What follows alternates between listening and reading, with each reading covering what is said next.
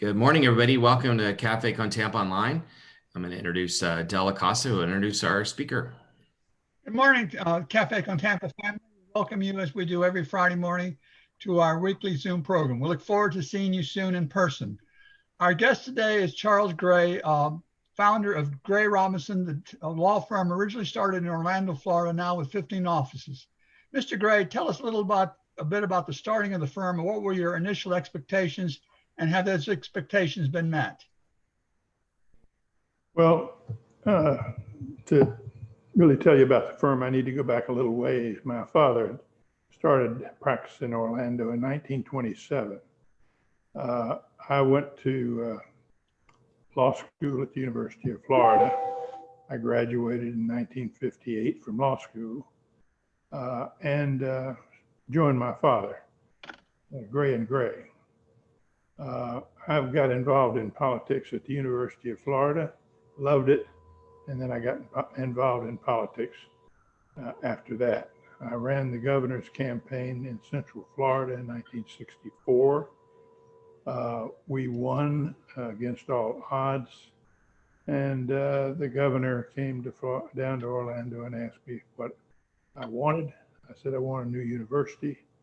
I want an east-west expressway. Each one of them, he said, you got it, and asked for some appointments for some of the people that worked in the campaign. Didn't ask for anything for myself. He called a couple of weeks later and said, I want to appoint you chairman of the Turnpike Authority. At that time, the Turnpike was an independent authority. The reason I'm going into this is kind of lay the groundwork for where the firm really started in 1970. So in 1965, Disney came. The governor asked me to help Disney. In 1969, I was asked to form a new bank by Hood Bassett, the chairman of the board of Southeast Bank. And through the process, I developed a lot of clients. And I was actually hiring lawyers off the street that just walked in and wanted a job. And I was litigating with one of my future partners, Stumpy Harris, on a matter and realized this kid is, he's really good. And I asked him what he was doing. He said, well, we settled the case. He said, well, we settled the case for the only client we've got. And I said, well, what do you mean we? He said, well, I got other partners. I got two other partners. We came out of big firms and we just came to Orlando. We've been here several months and we are trying to find some clients. I said, well, oddly enough, I've got more clients than I can handle and I need some really good help. So we got together and I suggested we might get together and we did. They said, well, we'll take 50%, the three of us, and you take 50%. And I said, no, we're going to go four ways initially. And I want to have a meritocracy. I want everybody who comes aboard as a partner to have exactly the same amount of stock that you and I have, each of us. And I'm going to throw in all my law library, all my all the office stuff, and for nothing. And that's the way we began in 1970. We started at that point. We had plenty of clients, and things were working very well. Then, as we grew, and one of the conditions that from my standpoint was I didn't want to have anything to do with administration. So I said, I don't want to have to administer, run this firm. You guys run the firm. Well, it was a couple of years later, they came and said, we can't decide how to run the firm. We need one person to be czar, and you're the only person to do it. So I had to step into a role that I did not want to do, but nonetheless, we grew the firm from then, and something happened that kind of really changed the firm. I saw where the resort tax had been passed, and we had a chance to pass it and get a convention center. And so I needed to get involved. I went and lobbied to become county attorney for Orange County. and was hired as outside counsel. So our firm was county attorney for about 7 years during some really key times. First of all, to get the resort tax passed and get the land for the convention center. But then the county was pretty antiquated in its structure. So we ended up having to pretty much restructure the county. And during this whole process, we developed expertise in areas that we probably would not have had. Expertise in eminent domain, expertise in utilities work, expertise in all kinds of government work. And we dealt with governments at the highest level. So it gave us some really good, solid expertise in areas that we probably would not have had.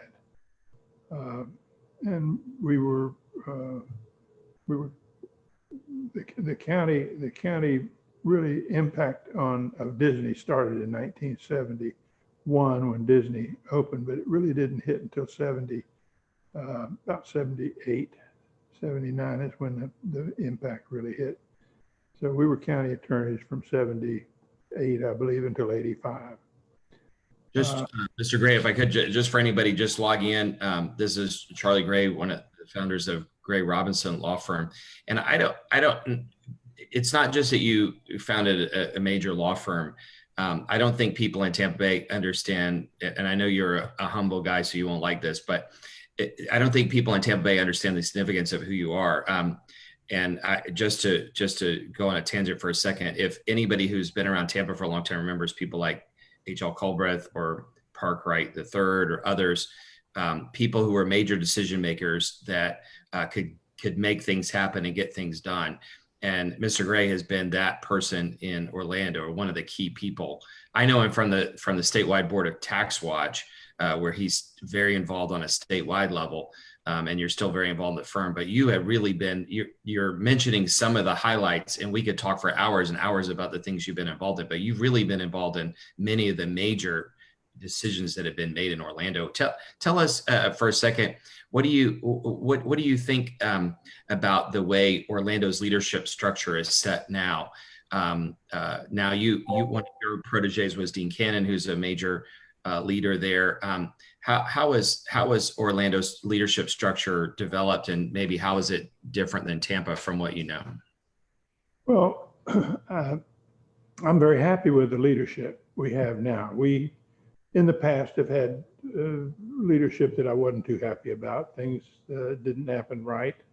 We had some misfires. We had built a stadium that swayed and had to be torn down. We had all kinds of things that had happened that really infuriated me.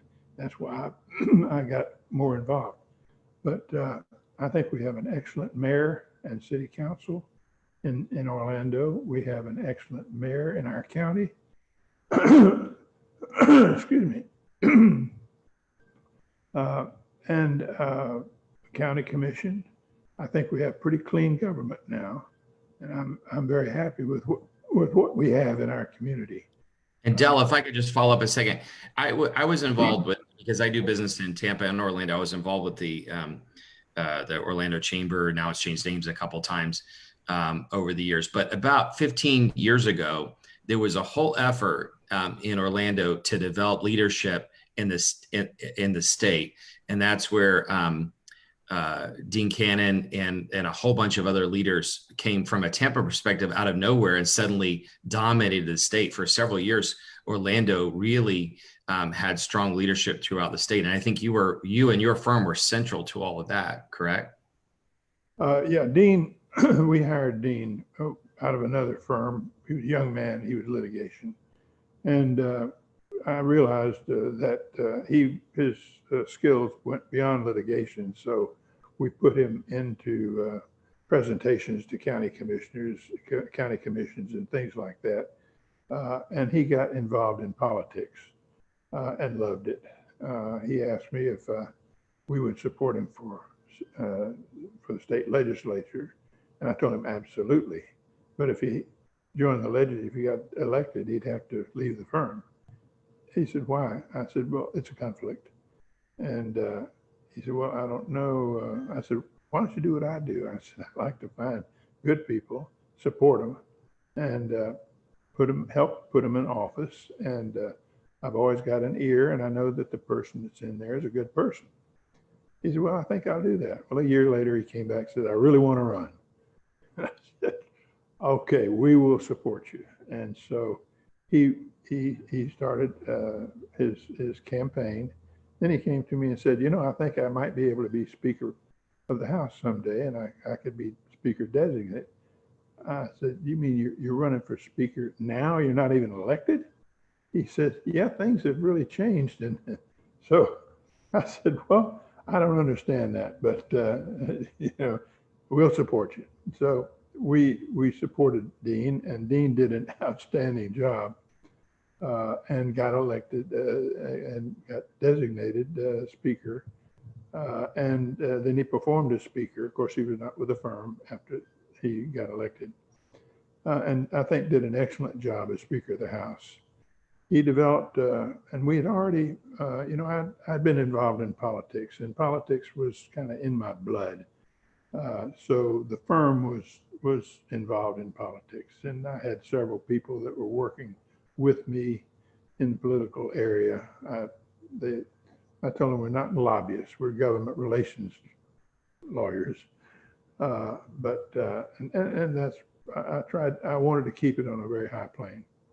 So you mentioned early on in your presentation the 1964 governor's race. Yes. Bring us up to date on who was elected governor and how did that change your career in the face of Florida? Well, I was watching TV, black and white, I think, one day, and I saw this guy standing on a blank stage, and he was talking about what he thought, and he was a candidate for governor. His name was Hayden Burns, and he said, I think what Florida needs is a much stronger transportation road program and a much stronger education program. And I said to myself, that's what I believe. I think those are the two things that are most important for the state. So I got a bunch of my friends at the University Club. We had a number of friends. I chartered a bus. We put them all on the bus. We went to Jacksonville. We met Hayden Burns, who was outgoing mayor of Jacksonville, and his wife, Mildred. And we pledged our lives, our fortunes, our sacred honor, and $50 each. Anyway, in the course of it, he had no representation in Central Florida. And he said, well, Charlie, would you serve as chairman of my Central Florida campaign? I said, sure. I had served as chairman of the Central Florida campaign for Doyle Connor in 1960 when he ran for and won as a commissioner of agriculture. And he stayed there for 20 years, I guess. So I said yes. And all of my friends, we all got together and we put together a campaign that was that nobody had ever seen anything like that in Central Florida. And he was the least expected to win. There were 6 candidates, and he was the dark horse. But Central Florida pulled him across the finish line, and that was the reason that he came down and wanted to talk to me, because he had to run again. And he knew that he needed the Central Florida organization to win. So he gave us every appointment we asked for. And the one appointment we didn't ask for was the chairman of the Turnpike Authority. So one, there's a famous picture of him sitting next to Walt Disney. Were you in that room when that signing happened? Yeah, I was in. My wife and I were there in the room with the big announcement when Disney announced, and Lyndon Johnson was there too. My wife and I talked to him. It was a pretty big event. And were you involved? Stop me if you can't talk about this, but were you involved in their real estate deals or the creation of Reedy Creek or any of that? No, that was a legislative thing, and Bob Elrod in the Senate really carried the water for Disney on the legislative end. I really didn't do that much for Disney. I was there available as the governor's guy. If they needed help from the governor's office, I could, you know, and I helped from that standpoint. I knew what was happening. I knew they were acquiring land. I didn't know where they were acquiring land. I was not involved in the land acquisition, but I knew about it. And at that time, nobody else knew about it. So That's got to be, sorry to cut you off, but being in that room, I've seen that picture, you know, 1,000 times, but being in that room, that's one of the most historic moments in Florida. What was that like? How did you did you understand how important that meeting was when you were there? yes and no. I understood it was very important. I didn't understand really how far-reaching Disney would impact the state of Florida. But I remember Disney explaining what was going to happen, what he was going to do. And when he explained Epcot, the experimental prototype community of tomorrow, he says something that I've thought about. He said, it will always be in a state of becoming. And I thought, you know, that's true for Orlando. It's true for Florida. We're always in a state of becoming. And we need to do everything we can to be sure we become what we want it to be. And so I've tried to, and my partners all agree that our law firm, wherever we are, needs to be at the front of civic activities and those things that can help the communities become what they want to be. There's a famous saying by one of our bankers in Orlando. I can't claim it for my own. I'd love to, but Linton Allen, who headed up First National Bank of Orlando, said, "You build your bank, you build your community, you build your bank." And what that really meant was, you don't need to go out and try to build your business so much as when you build your community, you will automatically be building your business. So that's been kind of a mantra from our firm is, you know, you build your community, you build your firm. In the state of becoming, let's look towards the future. Where do you see us going in Central Florida as a state of becoming in the future?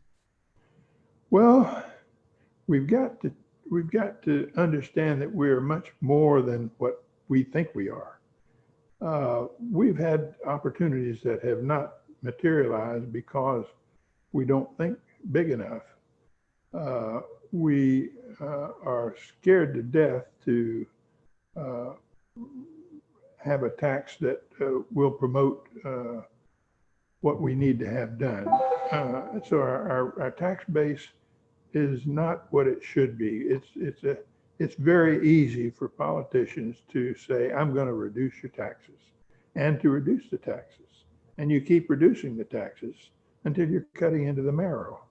And so it takes courage to get back to the point where you can afford to provide the services that the people of Florida need. And that's been a problem for me. I've watched it, and we just don't seem to have those people that are willing to say, we are entitled to more than what we're getting. And to do that, we need to restructure what we're doing here in Florida. So I've been waiting for the guy to come along, or the woman to come along and say, we need to have better things that we need. So I don't know, it's just frustrating. Well, I agree with you on that, because we can't continue to cut to the bone and expect things to remain the same. What area do you think we're most deficient in taxation? Well, I think that Florida Tax Watch is a great organization. And one of the things that I was involved with them on was not reducing taxes. It was, and of course, we're the tax watchdog, so that money is not frivolously misspent. But one of the more important things that I thought was that they're so involved with was suggesting and going through and researching how Florida can take what it has and do it more efficiently. So I think that there's a lot to be done in the area of efficiency. I had a good partner. Matter of fact, he led the effort. I was one of his wingmen. I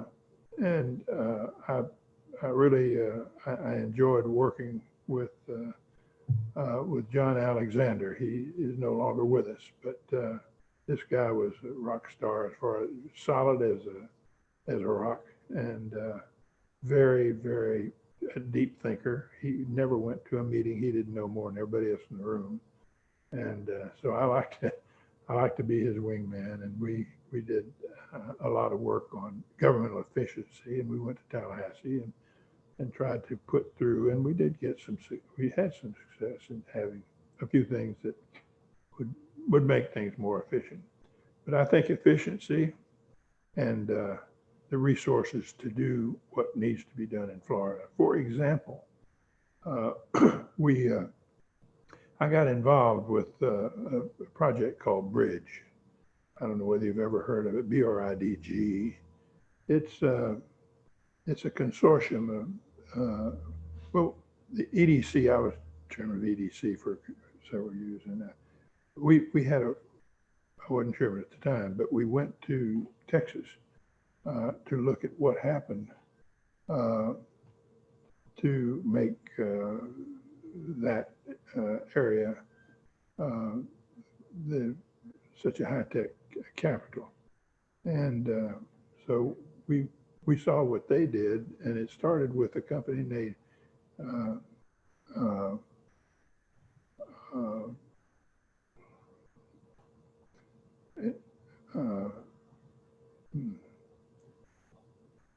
senior moment.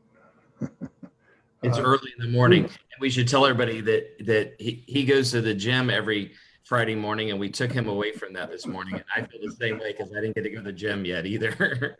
Anyway, we've copied that. We formed what we call the International Consortium for Advanced Manufacturing Research, manufacturing high-tech chips for the future. And we had to change the name. The acronym ICOMAR didn't seem to work too well, so we finally refashioned it to Bridge. But the state of Florida was not able to adequately support what was necessary there, and what Texas did support that made the difference for their success. So Bridge is having a terrible time right now for lack of state support. The state doesn't have the resources. They didn't have the resources because it reduces taxes. The point that they can't, the state can't do it. So we compete with the state of New York with two hands tied behind us.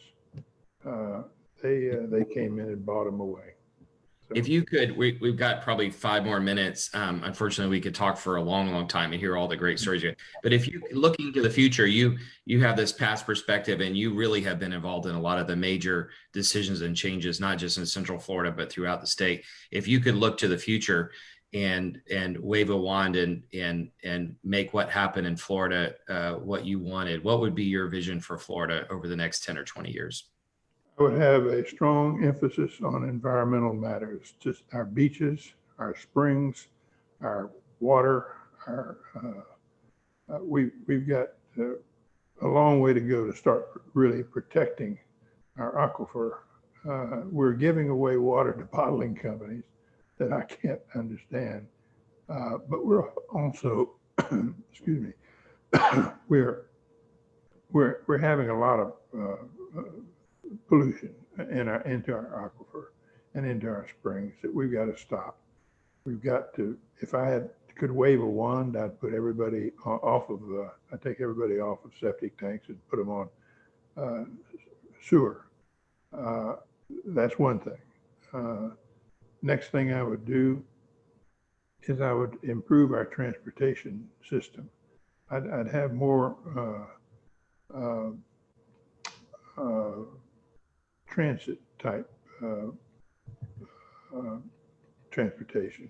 Improve our road system, but you can't build enough roads to accommodate everybody that wants to drive their car. They keep multiplying. So you've got to have a way to get people from place to place. Communication between centers of our population is really important. I would put high-speed rail into Florida. By high-speed rail, I mean you would have to. Right now, you've got modified high-speed rail, a very good commuter system being built from Miami to Orlando and then hopefully on over to Tampa. But I'd like to be able to get people where they need to get quicker. I would want to see Florida's technological development a lot stronger. We don't provide the resources for our technology development the way we should. Our universities are starting to be starved, and that's where research provides the innovation for new businesses and new technology companies. And technology is in the lead now, and it will be for the foreseeable future. You've got so much going on at the University of Central Florida, University of Florida, University of South Florida. I mean, these are the leaders.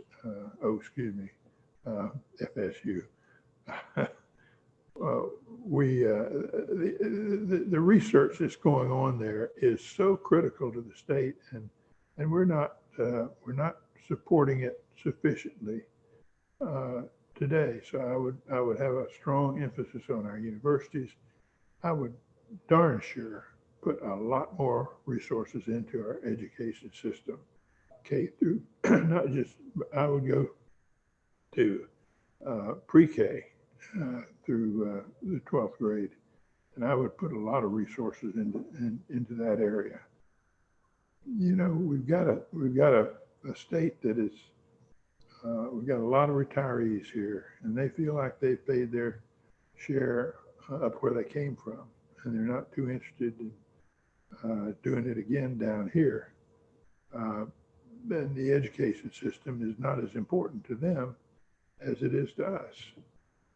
So we have to recognize that that's part of where we are. We'll have to structure some system that will provide the kind of education we need.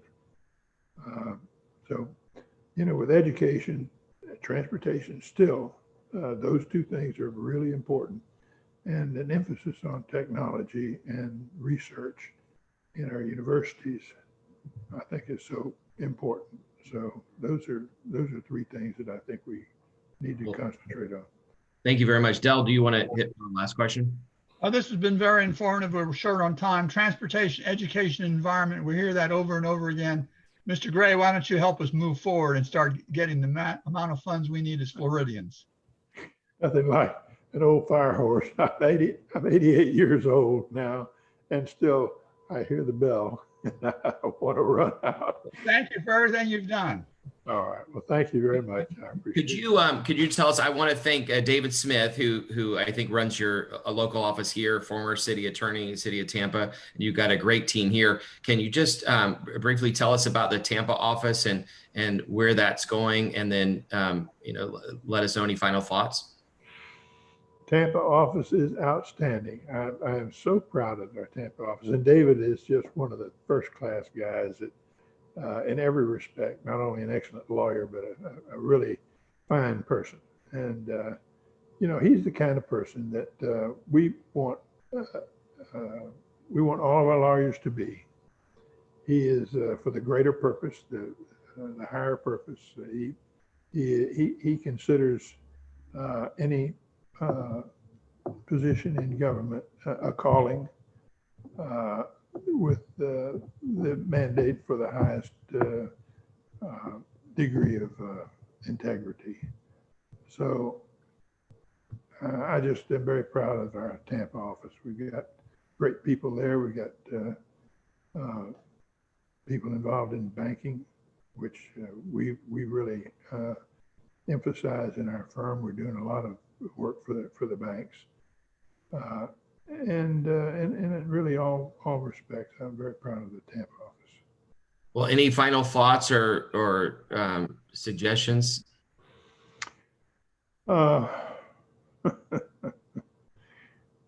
I will tell you, I'm not an independent.